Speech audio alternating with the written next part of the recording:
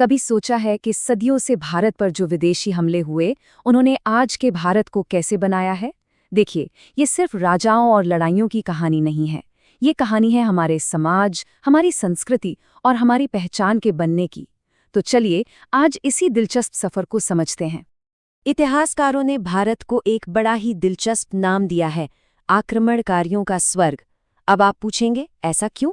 क्योंकि भारत के पास वो सब कुछ था जो किसी भी बाहरी ताकत को अपनी ओर खींच सकता था। मतलब बेहिसाब दौलत, उपजाऊ जमीन और दुनिया भर में मशहूर मसाले। ये एक ऐसा खजाना था जिस पर सबकी नज़र थी। चलिए अब जरा टाइम मशीन में बैठकर बहुत पीछे चलते हैं। उन शुरुआती दौर की मुठभेड़ों को देखते हैं जिन्होंने भारत की सांस्कृतिक और सामाजिक नींव को हमेशा हमेशा के लिए बदल कर रख दिया। तो देखिए, प्राचीन भारत में आर्यों से लेके यूनानियों तक और फिर हूणों तक कई अलग अलग समूह आए। इनमें से हर एक ने भारत पर अपनी एक गहरी छाप छोड़ी। किसी ने समाज का ढांचा बदला तो किसी ने कला को ही एक नया रूप दे गया। चलिए देखते हैं कि ये सब हुआ कैसे। ऐसा माना जाता है कि आर्यों के आने से ही भारत में वर्ण व्यवस्था की जड़ें पड़ी। उन्होंने समाज को 4 मुख्य हिस्सों में बांटा: ब्राह्मण, क्षत्रिय, वैश्य और शूद्र। और इस सामाजिक ढांचे का गहरा असर किसी न किसी रूप में आज भी भारतीय समाज पर देखा जा सकता है। इसके बाद आता है सिकंदर का आक्रमण। ये एक बहुत बड़ा टर्निंग पॉइंट था। पता है क्यों? क्योंकि ये पहली बार था जब भारत और यूरोप के बीच एक सीधा कनेक्शन बना। एक ऐसा रास्ता खुला जिससे सिर्फ सेनाएं ही नहीं बल्कि आइडियाज, नॉलेज और कल्चर का एक नया लेन देन शुरू हुआ। और इस कनेक्शन के नतीजे बड़े जबरदस्त हुए। एक तरफ इसने गांधार जैसी खूबसूरत आर्ट फॉर्म को जन्म दिया, जिसमें इंडियन और ग्रीक स्टाइल का एक अद्भुत संगम था। तो दूसरी तरफ सिकंदर के हमलों ने उत्तर पश्चिम के छोटे छोटे राज्यों को कमजोर कर दिया, जिससे चंद्रगुप्त मौर्य के लिए एक विशाल साम्राज्य खड़ा करने का रास्ता बिल्कुल साफ हो गया। यूनानियों के बाद आए इंडो ग्रीक, जो कल्चरल मिक्सिंग का एक बेहतरीन उदाहरण है। सोचिए, उन्होंने भारतीय और यूनानी परंपराओं को ऐसे मिलाया कि उनके सिक्कों पर दोनों भाषाओं की लिपियां मिलती हैं। इतना ही नहीं, मिनेंडर जैसे उनके राजाओं ने तो बौद्ध धर्म तक अपना लिया था। इस प्राचीन दौर का अंत हूणों के विनाशकारी हमलों से हुआ। उनके लगातार हमलों ने उस समय के सबसे शक्तिशाली साम्राज्य, गुप्त साम्राज्य की नींव हिला दी और पूरे उत्तरी भारत में एक लंबे समय के लिए अस्थिरता पैदा कर दी। तो इन सभी शुरुआती कल्चरल बदलावों और राजनीतिक उथल-पुथल के बाद सवाल ये उठता है कि भारत बड़े बड़े सेंट्रलाइज्ड साम्राज्यों का केंद्र कैसे बन गया। आइए अब इस कहानी के अगले चैप्टर में चलते हैं। अब हम भारत के इतिहास के उस दौर में आ गए हैं जब बाहर से आए शासकों ने यहाँ बहुत बड़े बड़े साम्राज्य खड़े किए, और उन्होंने सिर्फ देश का नक्शा ही नहीं बदला बल्कि राज करने का तरीका भी हमेशा के लिए बदल दिया। देखिए, दिल्ली सल्तनत की स्थापना रातों रात नहीं हुई। पहले महमूद गजनवी और मोहम्मद गोरी जैसे तुर्क हमलावरों ने उत्तर भारत में घुसपैठ करके एक तरह से रास्ता बनाया, और फिर उसी रास्ते पर चलकर 1206 में कुतुबुद्दीन ऐबक ने इसकी नींव रखी। सल्तनत अपने साथ एक सेंट्रलाइज्ड एडमिनिस्ट्रेशन का सिस्टम तो लाई, लेकिन इससे भी बड़ा बदलाव सोच में था।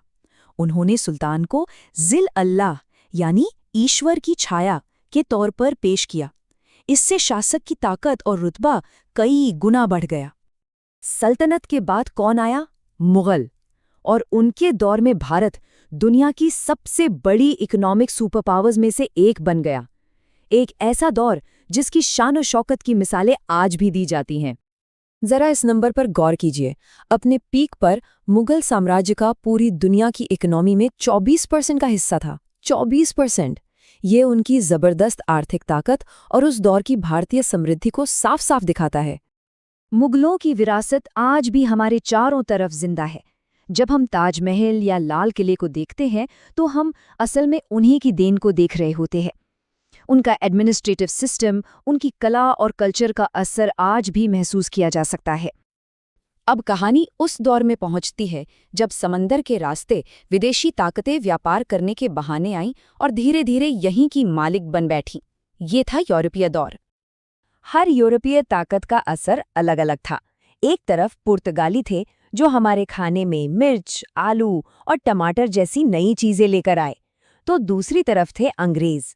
हाँ, उन्होंने मॉडर्न रेलवे और कम्युनिकेशन सिस्टम तो बनाया, लेकिन इसके साथ ही भारत का जमकर और बहुत ही सिस्टमैटिक तरीके से आर्थिक शोषण भी किया। लेकिन ब्रिटिश राज का एक बेहद काला और दिल दहला देने वाला सच भी है। एक अनुमान के मुताबिक सिर्फ 40 सालों में 1880 से 1920 के बीच ब्रिटिश नीतियों, अकाल और महामारियों की वजह से लगभग 16.5 करोड़ भारतीयों की जान चली गई। ये एक ऐसा आंकड़ा है जिस पर यकीन करना भी मुश्किल है। इस आंकड़े की भयावहता को समझने के लिए जरा सोचिए। ये संख्या पहले और दूसरे दोनों वर्ल्ड वॉर में हुई कुल मौतों को मिला दे तो उससे भी कहीं ज्यादा है। यह ब्रिटिश शासन की उस मानवीय कीमत को दिखाता है जिसके बारे में अक्सर बात नहीं होती।